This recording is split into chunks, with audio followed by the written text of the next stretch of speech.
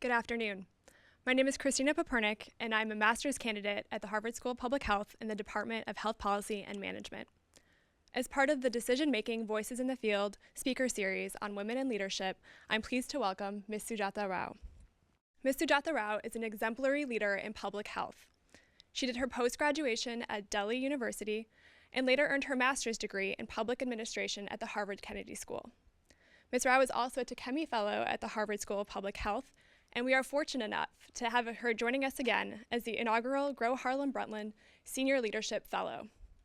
Ms. Rao has served the Indian government in a number of different capacities, from serving as the Secretary of Family Welfare in the state of Andhra Pradesh, to working her way up as Director, Joint Secretary, and finally as the Union Secretary of the Ministry of Health and Family Welfare for the Government of India.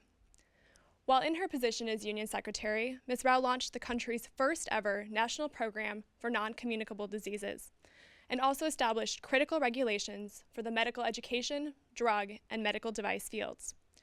She also worked to help revitalize the country's primary healthcare system by introducing concepts such as performance-based financing. Among other achievements that should not be overlooked, Ms. Rao also worked as the Director General of the National AIDS Control Organization in India, where she increased the organization's capacity and ultimately helped bring down the new rate of HIV infections by 50%. Ms. Rao has served as the Vice Chair of the World Health Organization's Global Advisory Board on Nursing and Midwifery. She was the chairperson of the Portfolio Committee of the Global Fund for HIV/AIDS, TB, and Malaria, and is currently on the Global Advisory Panel of the Bill and Melinda Gates Foundation. Ms. Rao is also the founding board member of the Public Health Foundation of India and has represented her country on boards of the WHO, the Global Fund, and UNAID. With this impressive background, let's now hear how she does it. Please join me in welcoming Ms. Sujatha Rao and discussing her reflections on leading India's national health organizations. And now I'll turn the seminar over to Professor Peter Berman. Thank you. Thank you very much. Welcome. So welcome, thank you, all of you, and Sujatha, it's a great pleasure for me to share this event with you. We've known each other a long time, more than 20 years, and we've had the opportunity to work together in many different settings. I wanted to just start with a couple of reflections, setting a bit the context within which I think we want to discuss your leadership experience. India is a world power today. The second most populous country in the world, 1.2 billion people. As many have noted, the world's health accomplishments in many ways depend on India's health accomplishments. The efforts to achieve the Millennium Development Goals globally will not be successful unless India achieves the Millennium Development Goals. And India also has great ambitions for its future and concerns about the role of health and its health system in achieving those future ambitions. So I think your experience has been an incredible opportunity to lead and guide that process. I want to also note something about your own experience, which I think is quite unusual. Sujatha has been an Indian Administrative Service officer for most of her career. Many of us might not fully understand that in the Indian Administrative Service, what that typically means is that you move from one sector to another throughout your career. You don't stay with any one subject.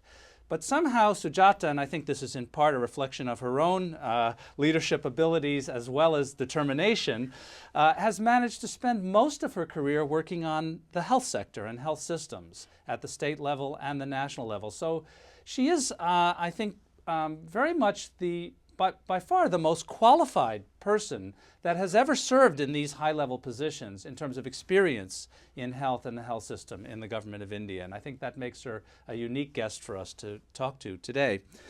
So I'd like to just start off with a couple of questions and give our audience a chance to learn more about your experience. And the first thing I'd like to ask you about is that you've served as the State Secretary of Health, the senior-most government official at the state government in a large southern state in India, Andhra Pradesh.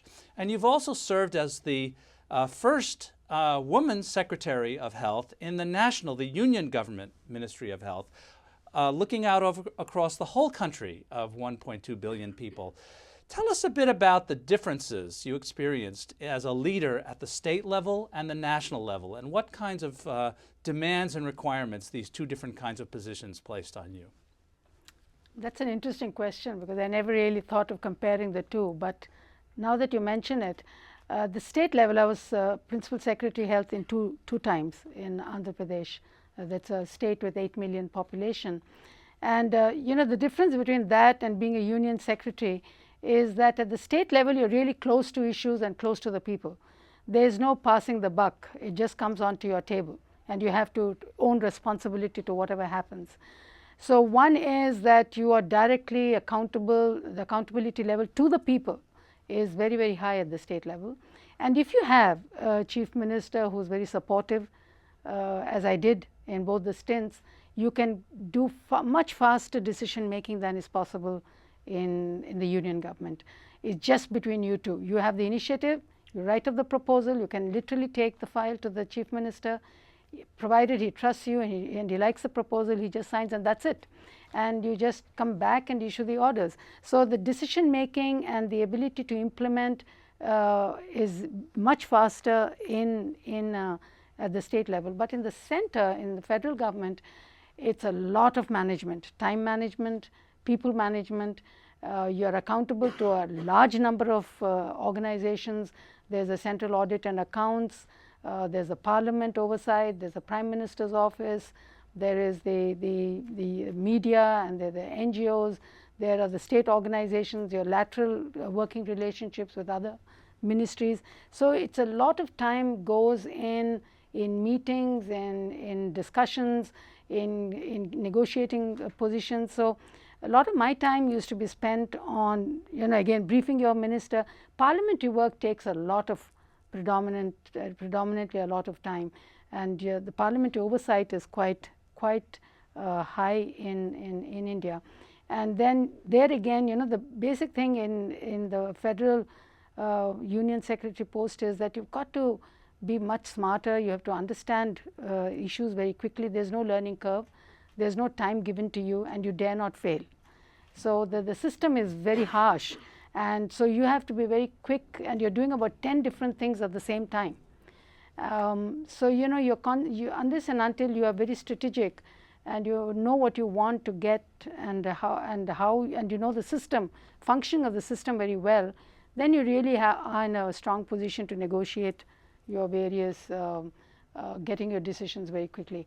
And a lot of time also goes by the cabinet. You have to prepare a lot of briefs, and particularly getting the budget approvals is a long process, negotiating with the Planning Commission, the Ministry of Finance, and then finally the proposal goes to the cabinet, and then you have finally the Supreme Court. In India we have this public interest litigation, so anyone who doesn't like the fact that the government has not taken a position or has taken a position which they don't like, the people can go to the Supreme Court and file a petition. And then drawing your affidavits and filing your affidavits and seeing that also is very, very time intensive. So in the central government you get very little time to really go to the field and undertake field visits and see how your programs are being implemented. Much of the time goes in these negotiations with different actors and stakeholders. So it's a far more demanding job than a state level job. It's much more information flow is there. Your capacity to synchronize all this information and constantly giving guidance and direction is far more demanding at the federal level. So it's an interesting comparison, but I never thought of it, but I think it was very, very hard work. And maybe you could expand a little bit on one aspect you mentioned. India, I think, is a very special environment in terms of the vibrancy of civil society, the vibrancy of the press, public debate, public discussion. Were there differences in the central and state level and how you had to manage that engagement with the public and with the press and, of course, the international community? And with the state level, again, as I said, the accountability is so much sharper, and therefore media criticism is also a lot more, and you're far more accountable. At the federal level, I thought what was very interesting was that you have to negotiate a lot more with the state governments, because in the India's constitution, health is a state subject. So while the central government has a leveraging power in the sense, because we give a lot of funding support, financial support to the states, there is moral persuasion or putting conditions for the funds that you're giving and leveraging your own position to nudge the states to achieve your goals is oftentimes quite tricky. And it's though the central government does have the money power to be able to get the states to agree to your agenda, but very often it becomes very difficult because the states have their own pressures and their own pulls. So sometimes it's difficult. For example, medical education is something I spent quite a significant amount of time. That's in a very bad shape in India, and it really calls for a huge amount of reform to get quality education. Now, medical education falls under the concurrent list, which is both the state and the center have, but center has a huge jurisdiction, and the Medical Council of India is the regulator who is accountable to the central government in accordance with the Act. So you do have, so there I spent a lot of time in trying to get an entrance exam to the we have MBBS, which is a 5.5-year course, which is undergraduate. It's something like your MD, and then they further specialization, they do another 3 years. So for this, I wanted one exam throughout the country to be able to get students some level of comparative competence among the students, and to see that if you have an entrance exam and you have some level of competence established before they enter the college, and then again the exit exam, because we have a lot of private colleges of varied quality, and again the exit exam to be done on a national level, you will be able to ensure some element of uniformity in quality, which is not really the case. There are a lot of private colleges which don't really have the full faculty. The way they teach and the outcomes are quite varied from what the standards would demand. But that was something that was impossible for me to negotiate with the state governments and get that cleared. So there are a lot of pressures, because a lot of the private colleges have a lot to do with the political nexus at the state level, and they don't want any national standardization, because they do admit students on the ability to pay, not on merit. So if you have a centralized exam of entrance and exit, then it would compel them to take people who have merit and may not have the money. And so it's a very complicated relationships that take place. But in terms of improving quality of medical education, with this division of powers and responsibilities between the center and state, you do have a lot of problems in trying to negotiate a common position. Good. Well, thank you.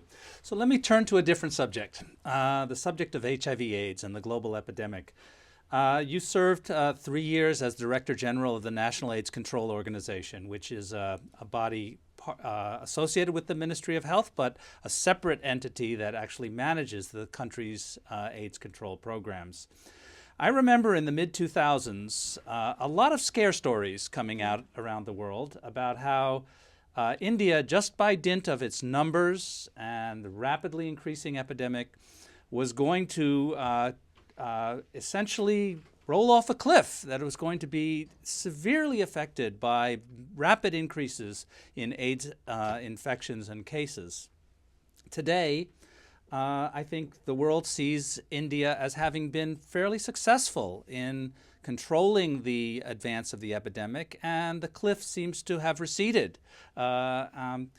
What can you tell us about your experience leading that program and how some of the hard issues you had to manage as the Director General? Peter, I mean, for all the posts and the responsibilities I held, I think my stint at NACO was just about the most challenging and the most wonderful stint in my whole career. When I joined the National AIDS Control Organization in 2005 end, it was December 2005. First of all, I was very reluctant to get in because I was Principal Secretary in Andhra, and I had got several very, very important health reform issues cleared by the Chief Minister. I was on my way to really bring in several changes and a lot of reforms that were badly needed in the state. And it was at that time that I got this promotion and I had to shift to the federal government. And when I went in, that National AIDS Control Organization was a complete story in disarray. There were a whole lot of people not talking to each other, in fact fighting with each other. There were people who were looking after areas which they were not competent to do. There was no strategy, there was no direction, and it was a laissez-faire kind of a situation where each one could do whatever they wanted.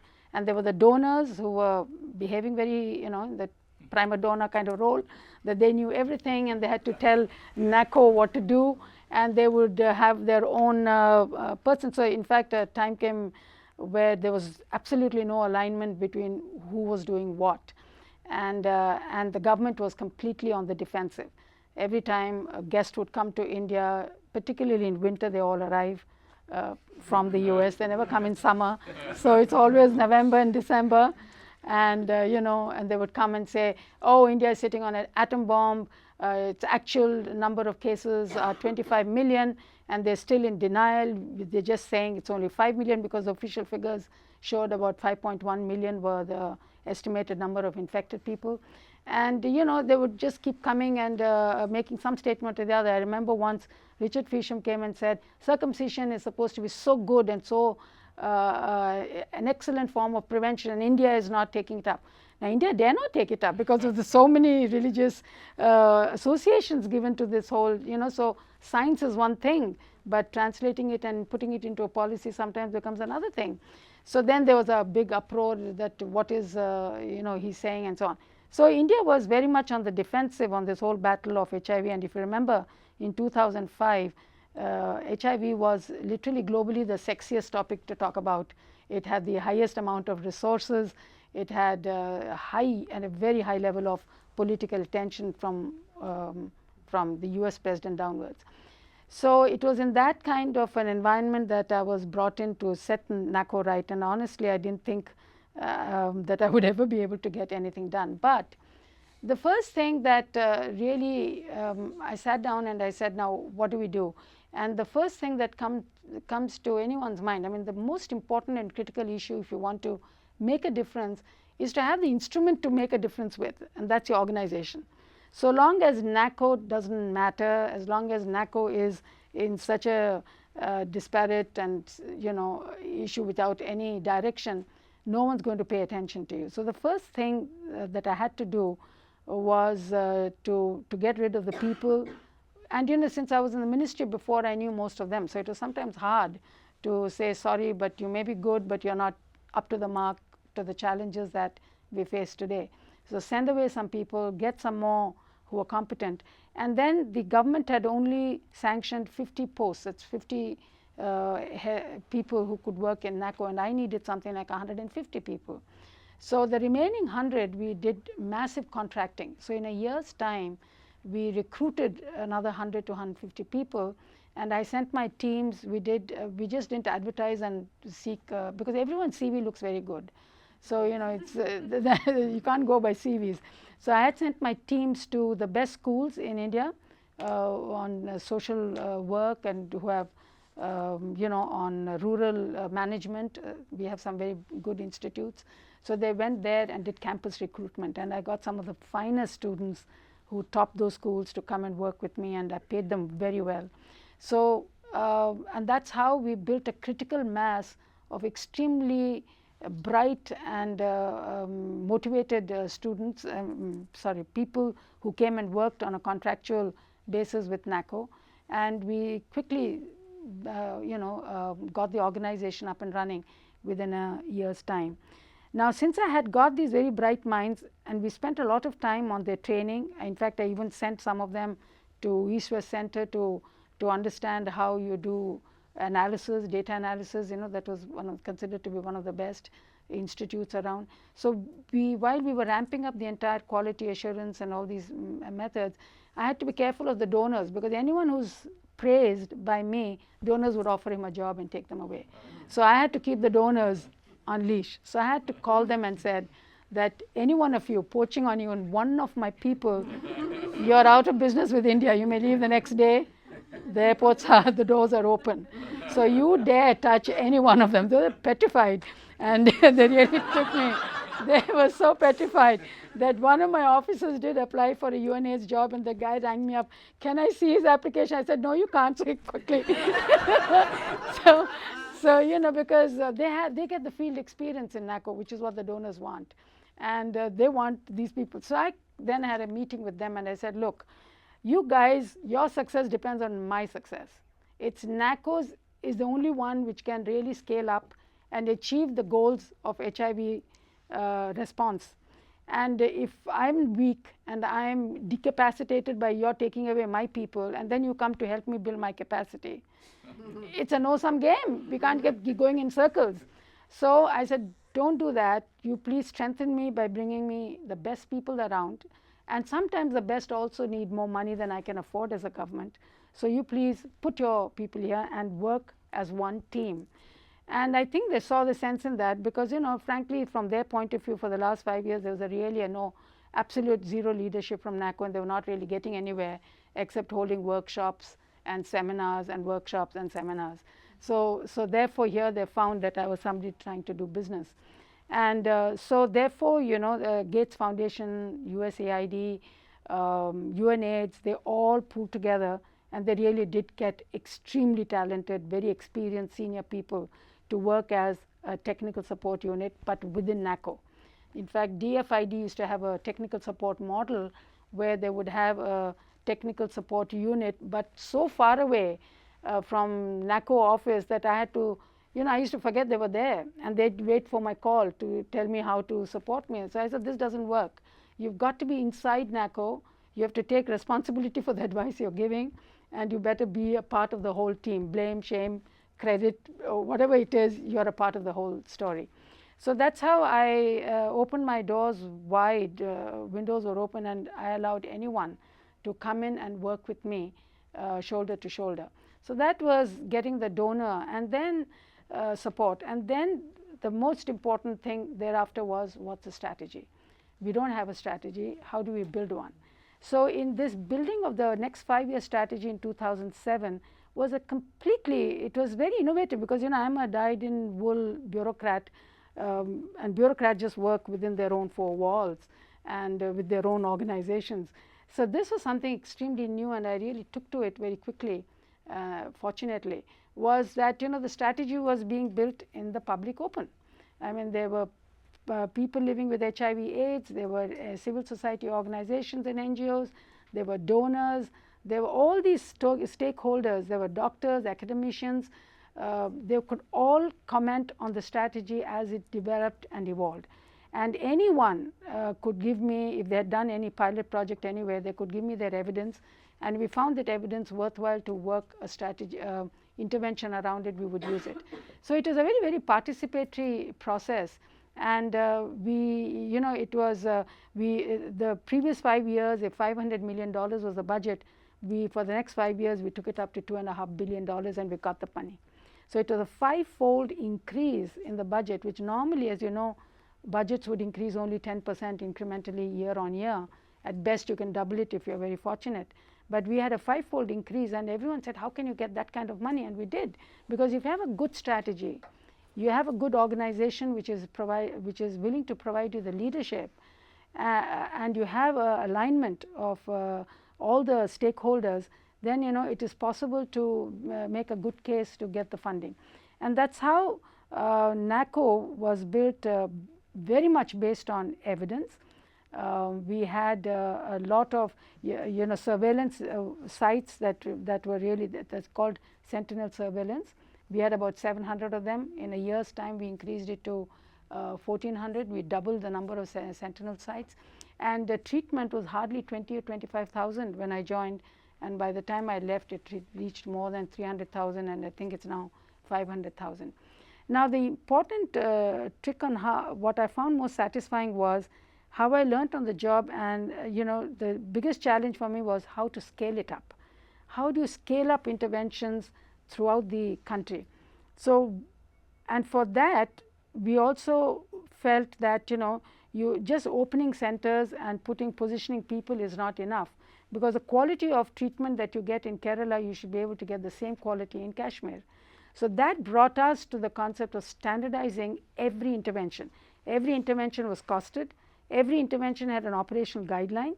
The operational guideline could be read by any one of you who don't know anything of the program, but you'd get insights into saying what are the aims and objectives of this particular intervention, who is the target group, what is the amount of money that is to be spent on a unit of that intervention, what are the kind of skills, competencies, capabilities that are required, what are the kind of personnel that you need, and what is your monitoring format, and who do you monitor at what frequency and when. So it was these operational guidelines for every intervention. So by the time I left, we had 18 operational guidelines for every intervention, and these then helped to standardize. And it was the structure that we had given to NACO. The teams, each intervention had, or one or two interventions had a team, and these teams, their responsibility was to go to the states, have these explain the standards and the guidelines, and also enforce them. So the second most important thing that went into scaling up the implementation was very, very intensive reviews. My level every Monday with my division chiefs, and then once in 2 months with the state aid society project directors, and then the teams from NACO would go in-depth reviews in different states. And every team that would go out to a state had to say what they were going to be looking out for, what are the problems that the state is facing, and what are the problems that they're going to address in their visit, and what are the problems they had visualized and have they been implemented, the decisions taken in the previous visit. So they were accountable for these visits, not that they just went and chatted up some people and came back. They were very purposeful, and I used to get all my feedback through the review notes that these teams would come back and give me. So I literally knew everything that was happening throughout the country. So that's the first hallmark, I think, of leadership. I think there are two things. One is being accessible. My telephone number was known to everyone. The last sex worker to my next in command would know my cell phone number. So anyone could ring me up anytime, and no matter how busy. That's a discipline I maintained even when I had a tougher job as a union secretary, that I would always respond back to SMS or to a phone I got, because you never know who's giving you what information and how important it is. So one is that access is something that I learned when I joined service in early years, and that's a habit that has really paid a lot of dividends to me. And the second is listening, therefore, to what the field tells you. And the third most important thing was getting these reviews done. And when you go to the field, it's just not a question of what have you done with the money we have given. It's not that kind of auditing. You're really training them, you're patting them when they've done good work, you're nurturing them, and you're building in leaderships at the local levels. Because at the local level, when people do good work, they want to show it. They want somebody to come and acknowledge it. So it is this kind of eye contact, as I used to tell my officers, that we should know the people who are implementing projects in the field, and they should be feeling a part of the whole exercise that we are doing, and they must understand why they're doing what they're doing. But in conclusion, I would just like to say my most challenging part of this whole job was reaching out to the marginalized population. The HIV, as you know, it's 85% of HIV transmission is through heterosexual route, and it was really the men having sex with men and commercial sex workers and injectable drug users who were I hate to call the word transmitters because that's not polite, who transmits the infection to whom I don't know, but they were a very core group through whom the HIV infection was getting spread out into society. And working with them, going and sitting with these sex workers, sitting and talking to these MSMs was something that was an extremely gave me a lot of insights on the underbelly of our societies. You don't really see it. You think you've seen poverty, but you don't see the kind of vulnerability and the kind of acute vulnerability and poverty that you see among sex workers who literally have to sell their bodies for to save their child. They don't have medicines, they don't have money. I mean, it is something, the humiliation that they go through in their own lives is something. Those were insights which I could never have got in my own life. So they opened up a whole world of reality that is there everywhere. It's in this country, it's in China, it's in every place. It's a matter of how sensitive you are to your surroundings. And oftentimes we are not. We don't know what's really happening. Why somebody is taking to a drug, how is he becoming a drug addict? We are so easy to condemn. We are so easy to find fault with. But what are their own personal vulnerabilities is something that, this job really taught me a lot. And I came out very, very humbled by every time I would interact with these groups. I would come back and say, how we whine, but look at these people with nothing at all, and they still are chasing to want a place to live in society with dignity. And so we did remarkable amount of work in empowering sex workers so if you come ever to India and say a place like Mysore or Kolkata, any place, today I have the satisfaction that one of the workers who was just hooking around soliciting 3 years ago under a tree to any customer who would come, sickly, HIV, she's learned English, she manages the cooperative that we formed, and she went to South Korea last year and gave a presentation in English to an international audience. Oh, they all stood and gave her a big ovation. So the potential that people have and the ability to bring out that potential and let them give their best, it is a very wonderful experience when you see people who are nothing, and then they, by just a little bit of nurturing and a little bit of support, how much of capacity there is, and how easily society just condemns them as bad people. Who are we to say they're bad or good? Think about it. And these were some of the experiences that NACO, and I was happy that McKinsey came and reviewed and gave us an extremely good report, assessment of NACO.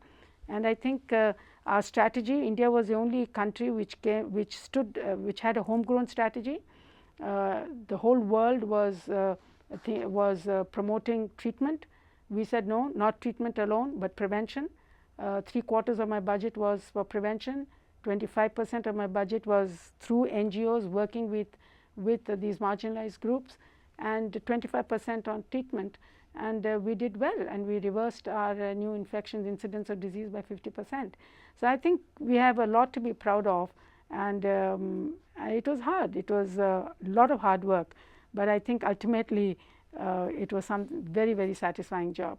And the most important thing that I have always felt in my entire career, this again right from day one, was that if I'm really a good leader, then after I leave, what I have done should continue to work. I always assess myself as a bad situation, and a leader is bad that he goes and everything collapses.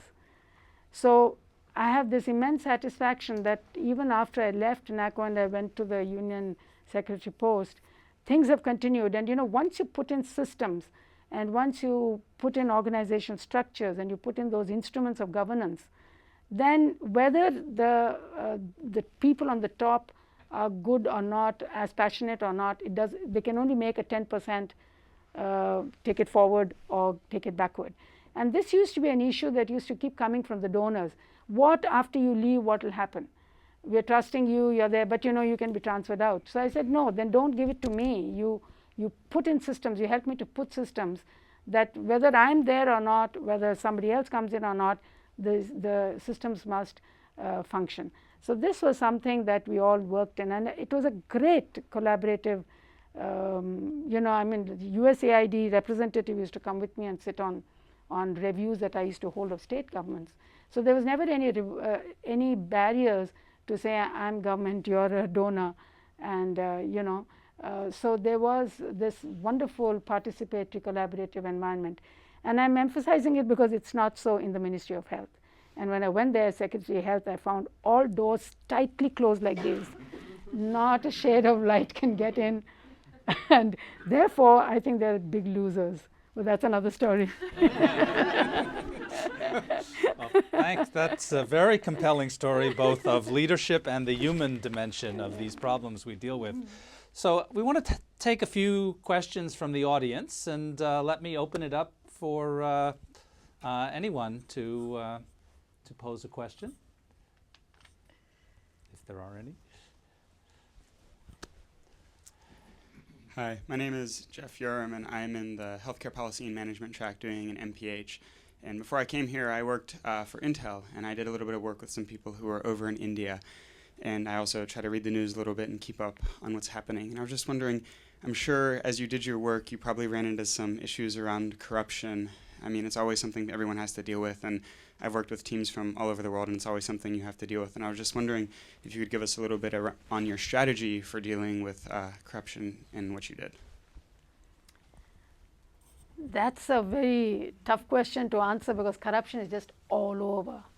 And I don't want to mean to say that only in India, everywhere there is this corruption, but in India it's gone to a level which I don't think it can get worse. It really is bad. Now, what are the causes, what are the issues, one can't get in. But in the health sector, once I had a chief minister in Andhra Pradesh who did a survey to see which is the most corrupt department. And then the results were published, and health was second or third. So it's all a question of I think police and revenue. These were the two other departments. Now I don't remember whether health came second or third, but I think we must have come third. But those two are terrible. So it was the whole issue is supply demand, and but in health, I see an element of greed that's also got in. I mean, there has to be some level of satisfaction to the earnings that you get. You just kind of go on and on at the risk of even being unethical. That is where it hurts. And the corruption in the health sector is just not only government. There's nothing much because we already have a little budget. How much can you steal from that little bit? But it is in the private sector too. That is what is causing us a lot of problems, because today we have a private sector which treats 80% of outpatient and 60% of inpatient. And therefore, if for any scaling up for that great aspirational goal of universal health coverage, there is no way except to partner with the private sector. For example, India, the government doesn't have its own strength to be able to provide a universal health coverage for its people. So partnering with the private is very important. Now it is here that corrupt practices have seeped in there too. There's a huge culture of commissions and kickbacks. So a doctor will will have an understanding with a diagnostic clinic, and the patient will be sent there and he will get a kickback. So you don't know which drug you're taking, because drugs, again, the pharmacy, the agent who goes marketing, he'll give you a higher amount if you prescribe the branded drug as against another drug. So you're getting, so in every aspect of healthcare services, there is this whole kickback culture, which is a very unfortunate thing that's happened, because overdiagnosis, over-medication, inappropriate medications, inappropriate surgeries that are being done. So this is, and it's not, both are into it, both public and the private sector. A government doctor in India, because we pay them civil service salaries, and the market rates for doctors is much higher. So to compensate for the loss, they're allowed something called, they're given a small amount of money, but they're also allowed to do private sector practice. So this dual practice is another thing which is very corrupting, because a patient goes to his hospital, he says, why didn't you come in the evening to my clinic, and I will give you much better care. So there is this conflict of interest constantly. So government hospitals have no patients, and the doctors, the private clinics are buzzing with patients, is the same doctor. So unless and until, like I was telling a very prominent private practitioner, that we can never be able to work together unless there is some level of integrity somewhere. Therefore corruption is really a big serious issue, and I don't know how, I mean, it's now the highest priority even in the political system, because it's kind of pervaded everywhere. So but I think, and I'm very hopeful that there is a much more greater public awareness, and the only way you can curb corruption is having far more public information out there, telling the people what they're entitled to, and giving far more empowerment to the people to be able to come and ask and say, why are you doing this procedure when it's not necessary, these kind of making people and patients more literate than they are. It's very difficult, because health is the only place where the asymmetry of information runs.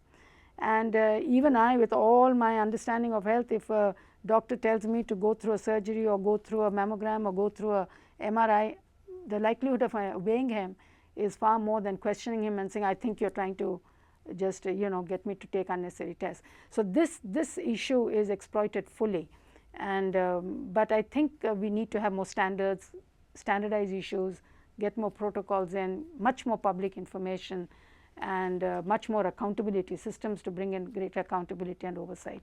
So I think that's the only way I can see that corruption getting curbed. And I think that India, this will actually be an area where India will have a lot of lessons to teach the rest of the world, given the openness of the society, the press, things like the Right to Information Act and so on, which I think are promising. So let's give another questioner an opportunity. Thank you. I'm Shalupuri, and I'm going to be joining in the MPH Global Health this fall. My first independent project as a public health professional was when you were the Joint Secretary, and I'm so privileged because I learned a lot right at the beginning of my career. Two questions, actually. One is a more personal. As a woman, being in the Ministry of Health, what were the specific challenges that you had to face, and how did you overcome those? And my second question is more around India. What do you see as the most important public health challenge, not just in terms of the disease area, but other blocks in the health system? If you could comment on that, please. Thank you. This question is often asked, how do you feel as a woman? Here I'd just like to qualify that the Indian civil service is being an elite service is very protected, and therefore whether you're a man or a woman, you're sitting in the chair, the authority is accepted. So you don't face the kind of gender discrimination that others, say the doctors or other scientists or teachers or women, other functionaries face in their in different jobs. So that is one aspect. But having said that, the discrimination is still there, and the gender discrimination is very subtle. It's extremely subtle and gets subtler when they're very nice and patronizing when you are not a competition. But when you get up and there are just that many posts, and that is the competition, as you go higher, the discrimination gets subtler and subtler. I mean, India has not been able to have a cabinet secretary who is a woman, even though we have had 2 cases where they were qualified to be cabinet secretaries. So on something or the other, they'll give an equivalent post, or they'll do whatever. We've had women diplomatic service officers go to the court challenging why one of them was denied to be the foreign secretary, and they allege that just because they're women. So there is this subtle discrimination that happens, and in very many ways, and right through my career, and you just sense that. And I think women have to work doubly hard to get that same level of recognition, respect as compared to the male colleagues. I mean, my male colleagues did damn all, and they didn't do very much, but at the same time, they'd be seen, all they would do is to attend and talk a lot, and they would be known as dynamic officers, and here the women are plodding and struggling, and then yeah, she's a good officer. This kind of discrimination does take place, and women have to work far harder to establish their own niche and their own credibility, which is unfair, but it's there. So and your the second question is, well, India, it has some plus points and some minus points. The biggest challenge is human resources. We just don't have the disease burden is galloping, both infectious, non-communicable diseases. Demand is increasing for healthcare. The money is somewhat over there. I'm not saying fully, but yes, India is in a better position to provide better budgets for health than it has in the last 60 years, but we don't have people. We just don't have the human resources, whether they're specialists, doctors, nurses, technicians, support staff, or whatever. So that is the biggest challenge, and it has been recognized for the last couple of years, but we've still not got our act. The issue is so hugely problematic. We have the money to set up medical colleges, but we don't have faculty. We have money to set up nursing schools, we don't have faculty. So this is our biggest challenge, and we've got to see, on 2 planes I think India will have to work on. One is taking advantage of technology. We can't have a teacher sitting there teaching one-to-one anymore, which was the strength of India's medical education in the past. We had excellent skill training, and our doctors, they made a big name even in the West, is largely because of the high quality training. So that will have to go. And second is to do much more simplification.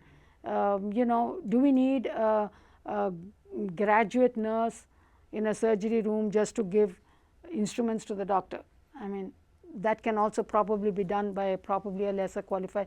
So we'll have to look at the job requirements and the qualifications that are normally put as we have standards, and see how we can try and use maybe lesser qualified but more skilled on the job kind of people than having to think that in a pediatric ICU you need a neonatologist. That's never going to happen, and we are never going to get that kind of neonatologist there.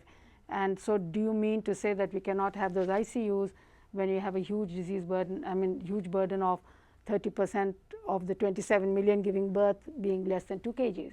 So we have to come to much more informal and much more skilled training personnel.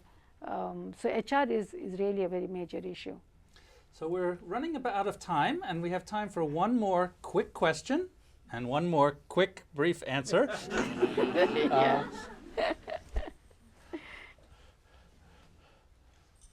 Hi, thank you so much for your talk. My name is Agnes Terry. I'm in the Health Policy and Management Department. I'm just wondering, for the students in the room, what suggestions do you have for us in our next year coming up of skills that we can sort of put in our toolbox to make these decisions and to tackle these challenges that we face? The suggestions I have is that, I think if you want to be a public health expert, there are two things. One is you must really have some core competencies. So things like, what is any public health system, and particularly if you want to work in developing countries, would be epidemiology and biostatistics. That disease tracking and disease understanding, the preventive, promotional aspects rather than just the clinical curative, would be, I think, of immense value. And accompanying that, I wish you could have that combination of also health economics, understanding where to maximize and optimize the scarce resources that you have, particularly in terms of money, and what is the cheapest way of getting the maximum out of that. Now, the whole challenge in India would be to keep, say for example in India, would be to keep costs low, and we have to constantly be working for process and procedures which can ensure certain level of quality but at the lowest cost. I don't agree why US has to spend $8,500 per capita. I just, it's absolutely unnecessary when other countries are providing similar level of care at $3,000. Now, this is big debate because in India we are spending hardly $24. So we are at the other end of the spectrum. So, but at the same time, I think that's one thing that developing countries, and particularly countries like India, can give to the West, is how to keep costs low. And this is one discipline which I learned when I was here as a Tech MA fellow, is health economics, and if it could be matched with some of your core skills, that would be very, very beneficial for working, particularly to make a difference in the developing countries. Great, thank you. So, well, I think our time is up, and Sujatha, I want to express my appreciation. I'm particularly delighted that you did work doubly hard and that we have you here with us. I noted from Sujatha's biography that she came to Harvard in 1990-91, and then again in 2001, and now again it's 2011. So it seems like we get the privilege of engaging with you every decade, and I look forward to the 2021-2022 visit, which we'll start planning immediately. So thank you very much.